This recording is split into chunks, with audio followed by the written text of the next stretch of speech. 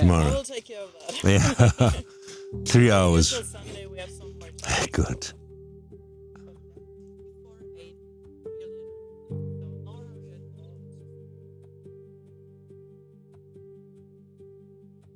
Sure, I'm ready. Clearly, you're not allowed to touch the camera, apparently.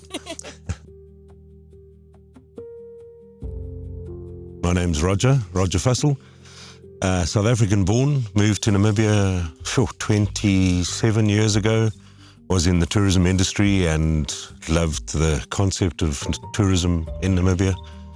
So got a job up in the northwest and moved here temporarily, I thought, but Namibia has a habit of holding on to you, and I'm now here, happily here.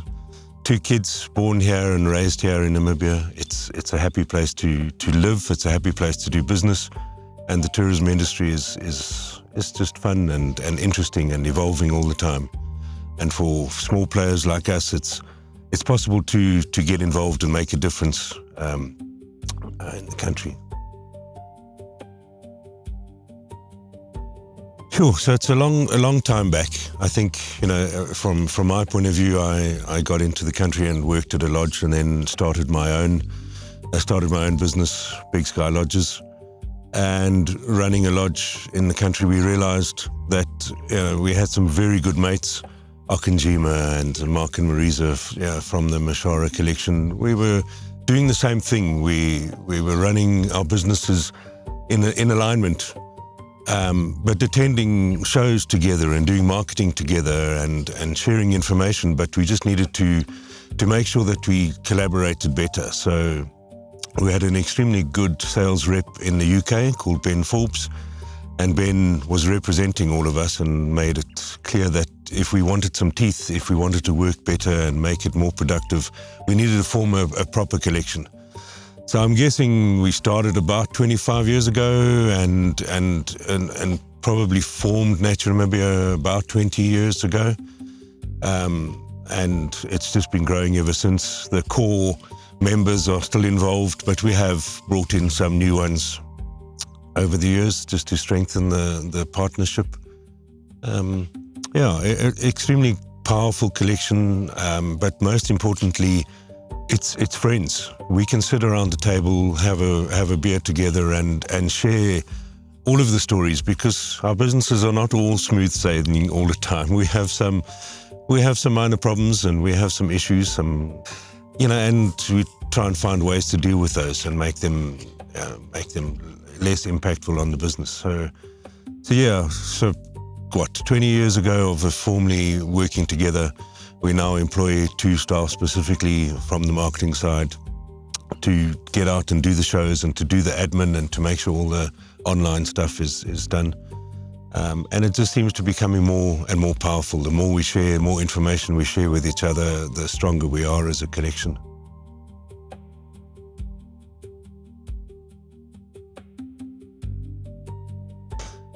So a lot of change in Namibia over the last 20 years. It was, tourism was pretty new.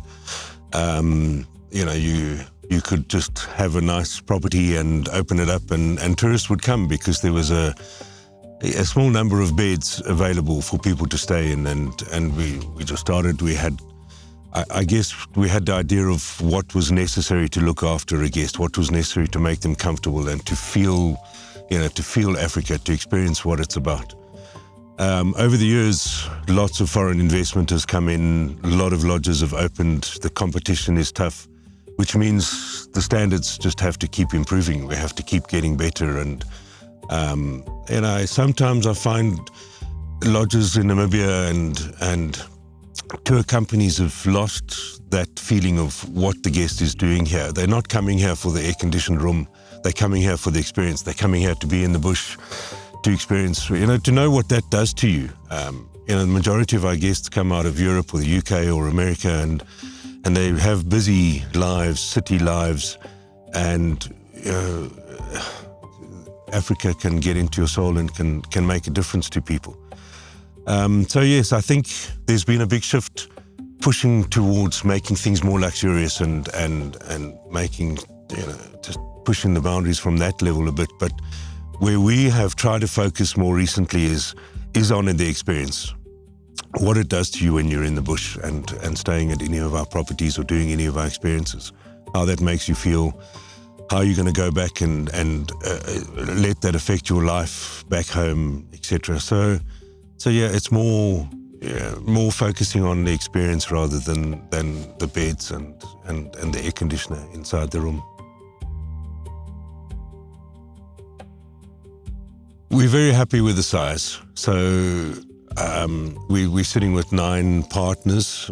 Some of them have different lodges within that collection, so it's more lodges than the partners itself. But we're not looking to expand. Recently we took on a new partner called Gamunda Lodge, which is close to the airport. But that was not us chasing another lodge to grow the collection. It was the right partner came around. Shanna we have dealt with for many years, and it's about her more than the lodge, because we know that what she is going to do to push the experience of the guest is in line with what we want to do. So there's lots of beautiful lodges in Namibia. There's no doubt. There's plenty. Just look at the internet or pick up a brochure, a catalogue, and you'll see loads of beautiful lodges. But it's the soul which is important for us, the people that we deal with. Can we sit around the table and have a beer together and share the information? And that's how it is. So yes, it's 9 partners, and we're all close and friends. We consider each other friends, most importantly. Yeah, so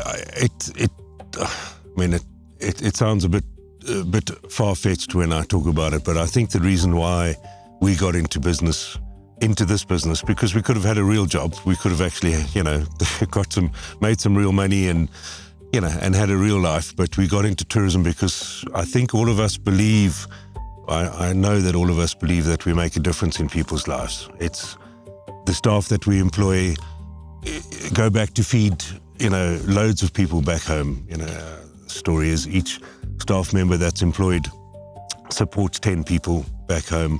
And that means a lot to us.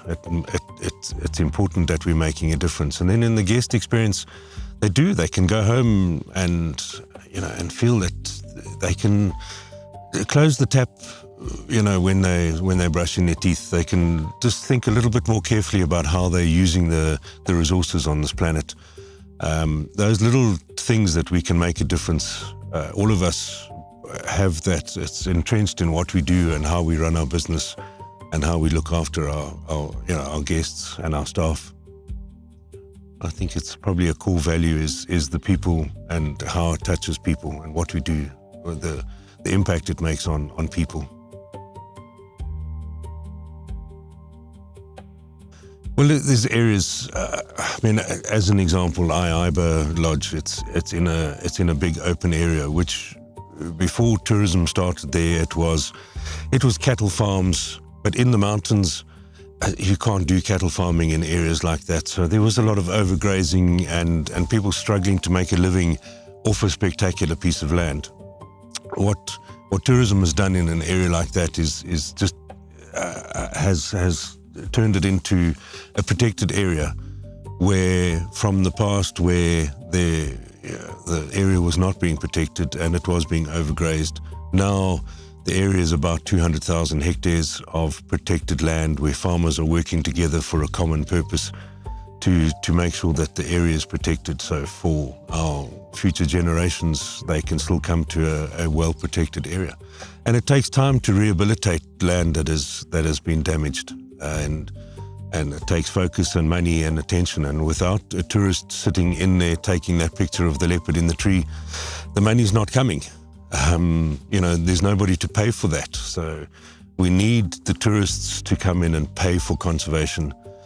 And at the same time, if we're giving back to the tourists, it's a win-win situation.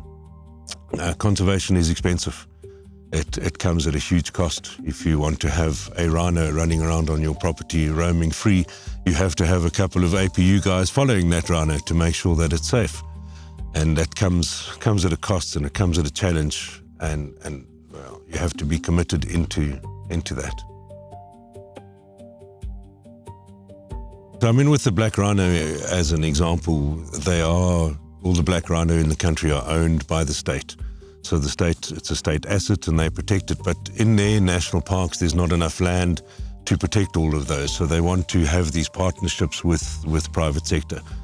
So if your land is suitable, they will loan you the rhinos for a period of time, as long as you look after it. So they take it out of the national parks, put it onto your private farm, and now it's your responsibility to look after them.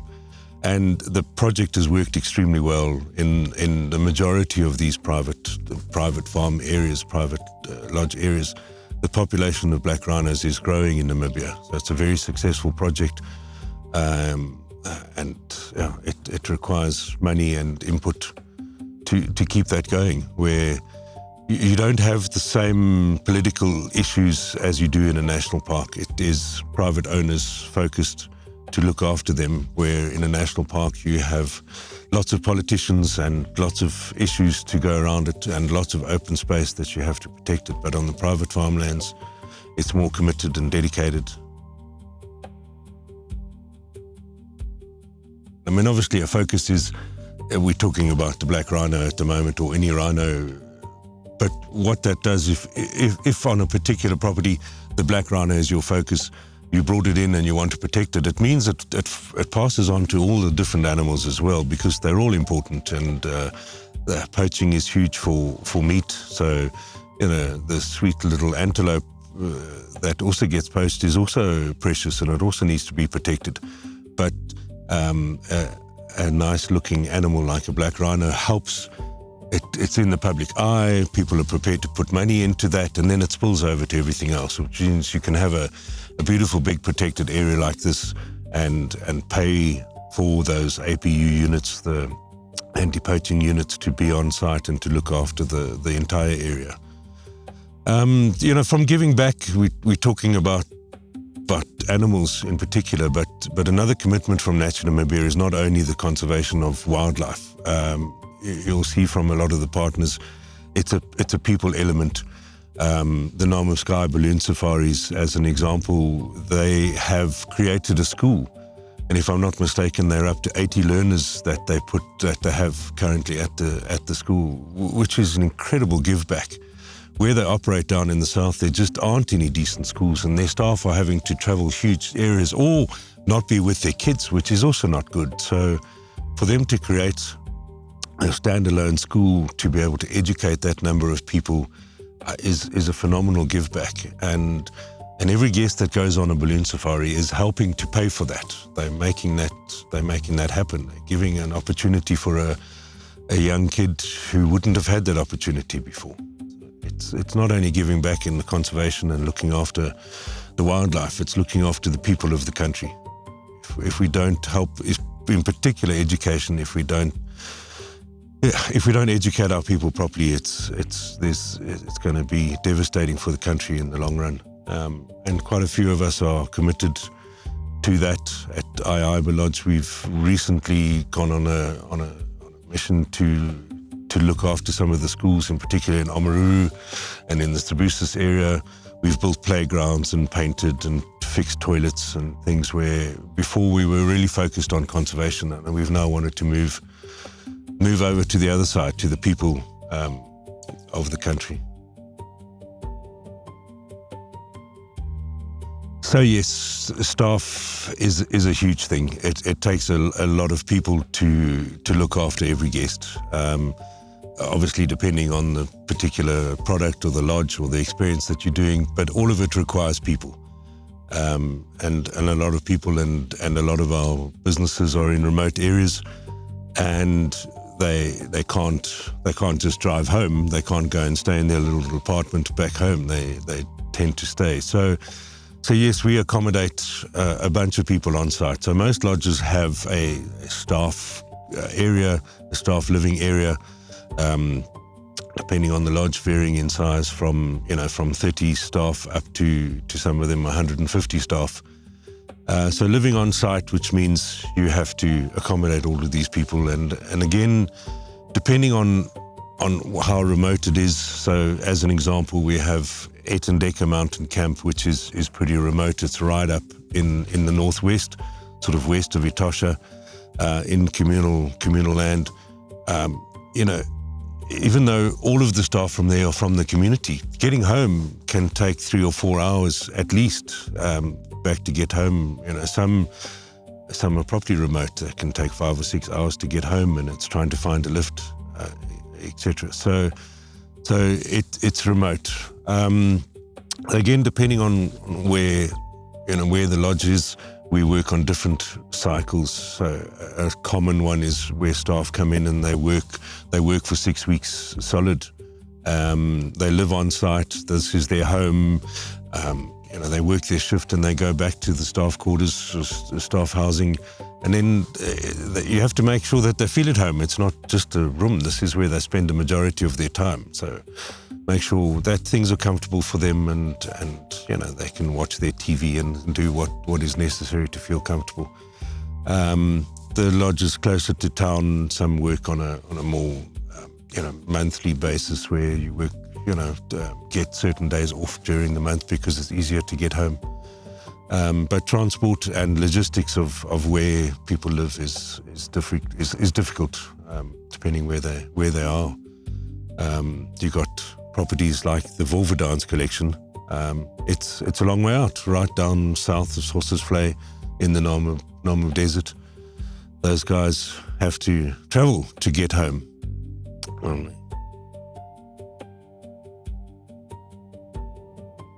Growing up in South Africa, I love Africa, I love South Africa. It's beautiful, but from the first time I came to Namibia, the open space is just incredible. You just, everywhere you look, you have space. So currently I live in Windhoek and my office is there and the kids go to school there. It just takes me 15 minutes of a drive and I'm out in the country, and it's just spectacular. And as much as I love the Namibian people, it's lovely that there's so few. There's only 3 million odd people in a massive country. I think it's 2.5 times the size of Germany, if I'm not mistaken. It's a pretty big piece of land, and a lot of that is concentrated in certain areas, like up in the northwest, where there's water, so people can subsistence farm off the land.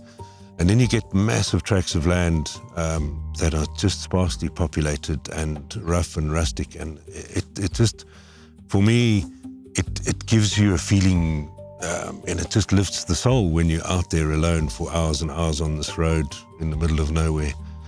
And scenery changes dramatically wherever you go. One of those sayings, it's a world in one country. I mean, it's a bit cliched, but it is so different from east to west and north to south. It is amazing. And I think from a tourist point of view, the reason why self-driving is probably is definitely the most popular way to travel is that you go for a 2 or 3 hour drive and the scenery can just change dramatically as you go across.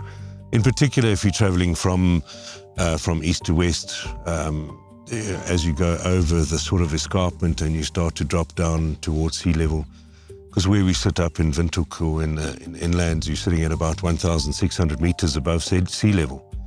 Within 100 k's, you're dropping down to sea level, and things change dramatically from there. You're going in from lush bushveld like this to 50 k's down the road, you're in the desert.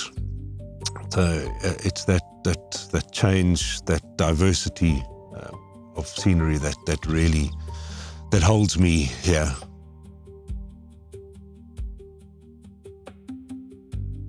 This is a repeat destination, absolutely. I can't give you any numbers, and I'm not sure, but we just sit at a lodge and we interact with our guests, and they've been before. Everybody comes back to Namibia. There's very few people who are going to do a trip to this country and say, okay, that's lovely, I'm not coming back. It's ticked off. Where when I travel, there are a lot of places I've loved to be at, ticked it off and said thank you, but I have no reason to ever go back. People come back here. And it is so diverse, where the standard first-time trip, you need to see some of the highlights. So people do the quick little journey around, spend too much time in the car, one night stays everywhere instead of taking the time. And then you find when they come back the second time, they go, well, let me explore the south. Let's just spend some time down in the south. And you can spend 2 or 3 weeks purely, south of Windhoek and south of Swakopmund, exploring those areas happily. But then you have to come back and do the northeast and the northwest, and spend some time. But everybody comes back, and you'll be back. I will see you again soon, I'm sure. Traveling as a tourist to South Africa is also safe if you're in the right places. But safety is a huge concern for Europeans traveling to Africa. Namibia is a bit of an exception. I believe it's one of, if not the safest countries to travel to in Africa. Things work, infrastructure is there. Things work, things happen. When you turn on the light goes on. We don't have, load shedding and power that goes off, and the water is drinkable. It's a country that really works and is safe to travel to. Violent crime just doesn't happen here. Tourists, yes, a tourist may get mugged in Windhoek or in Swakopmund if they're in the wrong place and they're carrying their bag over their shoulder, or if they leave their bags in an open car that people can see. Someone's going to break the window and steal the bag. But you wouldn't do that at home. You wouldn't leave your bag with your valuables in an open car in Berlin or anywhere else. So I think even globally, but especially in Africa, Namibia is a very safe country to travel in, and guests can pick up a hired car even if they've never been to Africa before. Pick up a hired car and go driving for 3 hours out into the middle of nowhere. If the car has a problem and breaks down, the first person that sees them will stop and help them. Is not going to try and steal the car. They're going to help them fix the problem. It's how Namibia is. The people are friendly and helpful, and they're not going to want to do harm. So as a country, I have a little phrase that Namibia is like the Switzerland of Africa. It really works. It's safe. It's beautiful. And the other side, it's still Africa. You get that feeling of being in Africa, but a safe country to travel to. Access is really quite easy, and as said, our market, our tourist market, is predominantly out of Europe and Central Europe or the UK. Discover Airlines has a direct flight out of Frankfurt twice a day, sometimes in season. And then there's other airlines that have started more recently, where Edelweiss is coming out of Zurich in peak season. So there's direct flight options straight out of Europe. Then of course Ethiopian is an outstanding airline, connections to pretty much anywhere in the world. And then South Africa is a big hub. The airports in Cape Town and Johannesburg, they have flights from all over the world, and it's a really easy 2-hour flight into Cape Town or Joburg. So access into Namibia is really easy. Overnight flights are great out of Europe. You've got no jet lag. You're here, you're ready to go, pick up the car and start your holiday. You don't have to spend two or 3 days recovering from that jet lag before you start your holiday. Like everywhere in the world, there are the people who like to book themselves. Go on to booking.com, for as an example, and you'll find all the lodges and book it. Or, every lodge has a website where you can book directly with them. But that's a fairly small part of the business into Namibia. The majority of travelers like to have somebody to look after them, because it is Africa after all, and things can go wrong after all, and it's a big country, lots of distance between. You get a flat tire or you get 2 flat tires, and you need someone to help you. So the majority of travelers here would look at a travel agent or a tour operator in their home country that they can talk to, that has the experience and expertise of how to book the country. And I do think it's the right way to go. It makes sense that you're talking to an expert. And us as Naturally Namibia, we spend a lot of time in Europe talking to these tour operators and educating them and training them on how to book it and where to go and when not to go, and just giving them product updates. And of course, if it is a proper expert on Namibia, they come here and we host them, and we make sure that they understand what it takes to travel around the country. So yes, I would always recommend booking through one of those tour operators, getting that insight and getting the support. Those tour operators will always have a local DMC or a tour operator based in country that can look after them, meet them at the airport, help them with their hired car, and then help them if anything goes wrong, of course. So, Naturally Namibia is not a direct facing entity. It's not a tour operator that can help a client book a holiday. We have a huge amount of information on our website.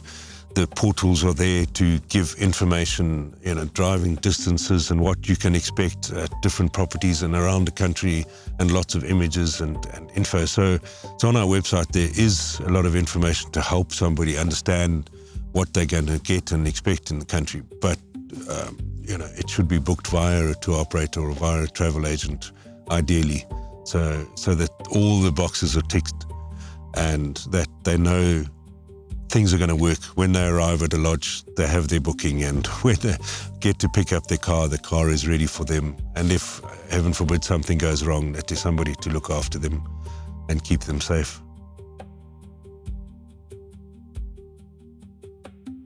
Extremely different, and first of all, when people are traveling to Namibia, they should slow things down.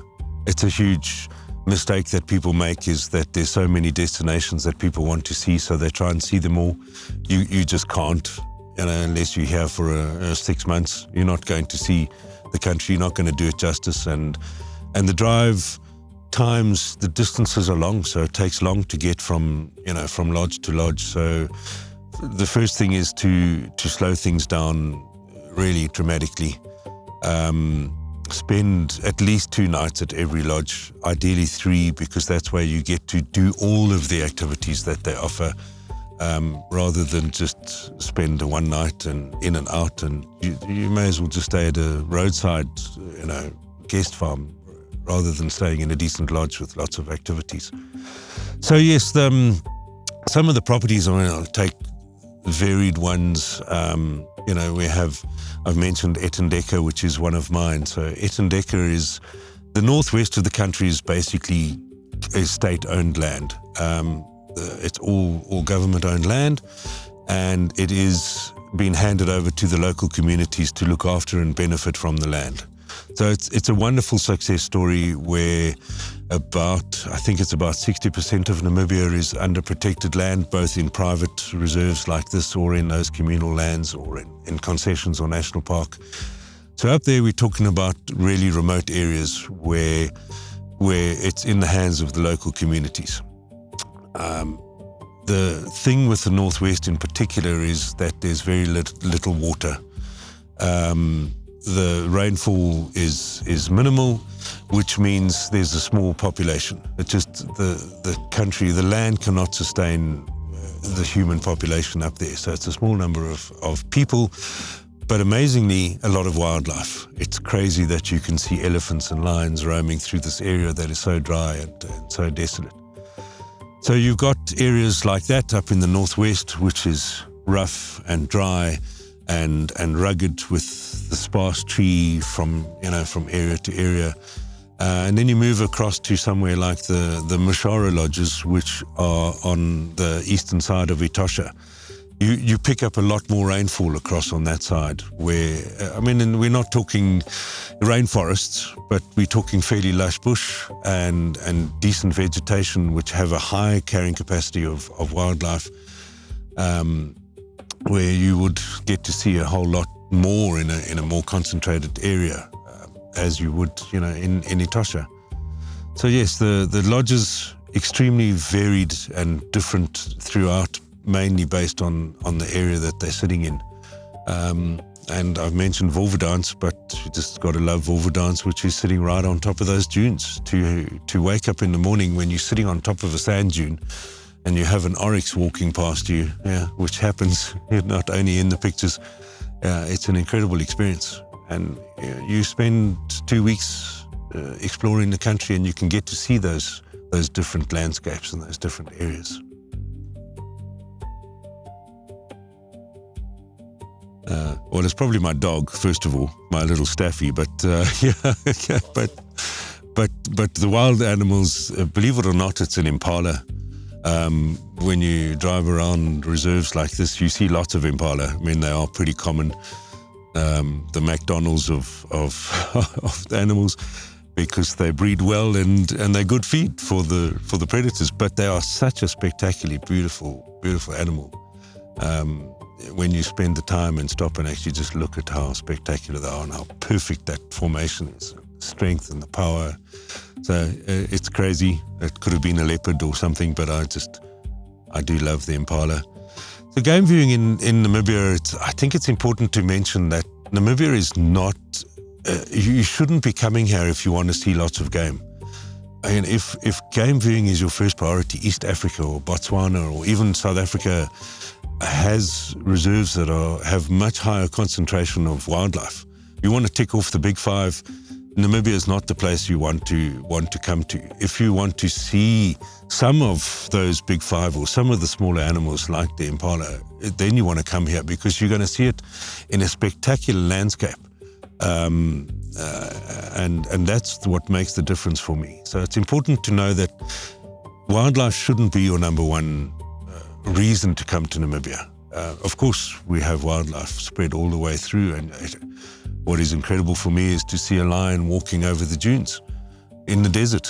That is really special. That is bucket list stuff to see, rather than seeing a lion walking through, the Serengeti, because there's thousands of them and they do extremely well. But if you're lucky enough to see a lion walking through the Skeleton Coast, that's just bucket list things that you will remember forever. And that's why you want to come, and that's why you want to come and see the wildlife in Namibia.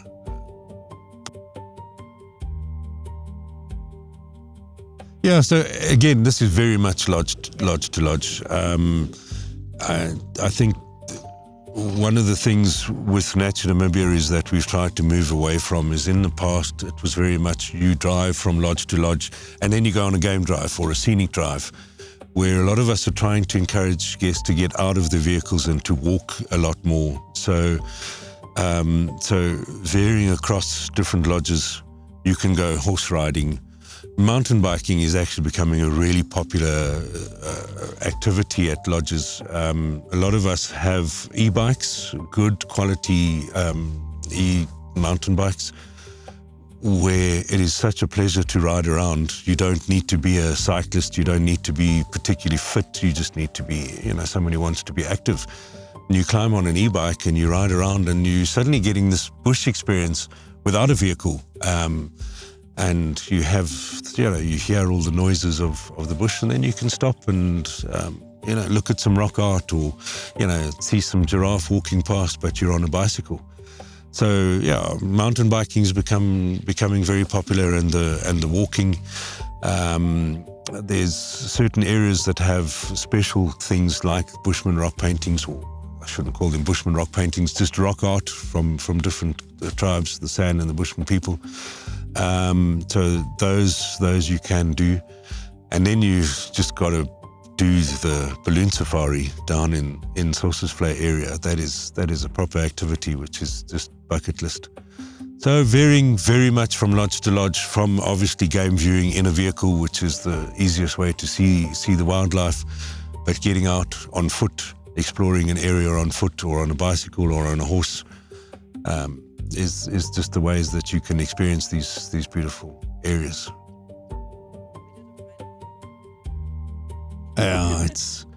You just get a different feel for the animal. You just feel a little bit more exposed. It's a little bit more scary. The heart rate goes up a little bit because things can go wrong when you're on foot. And rhino is a big animal, and it's special to be able to do that sort of stuff where you just feel more connected to the land that you're on. The smells are there. When you touch the grass, when you're walking through it, it just gives a different feeling. Sure, what's important? I think what's important, I have mentioned in the beginning, the people. People is what this is all about.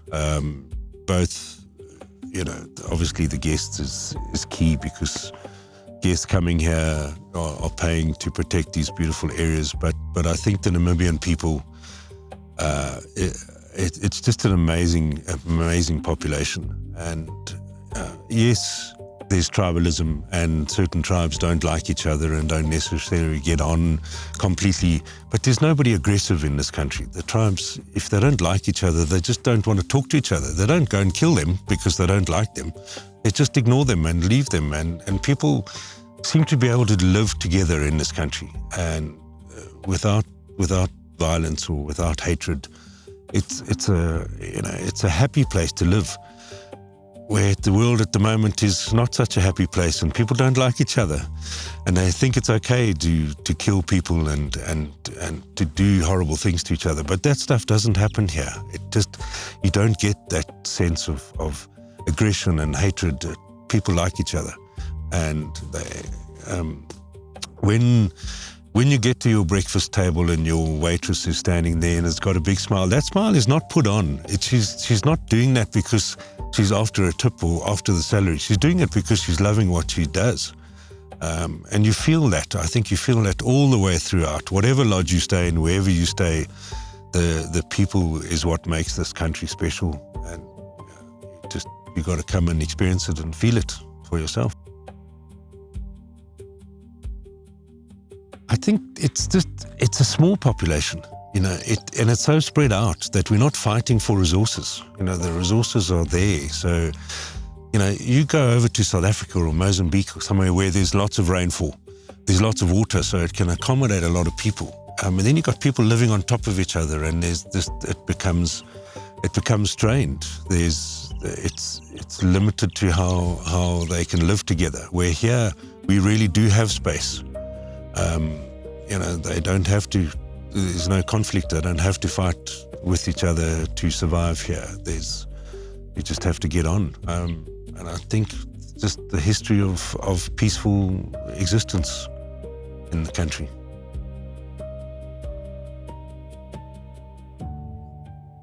That's very kind. Thank you. Thank you.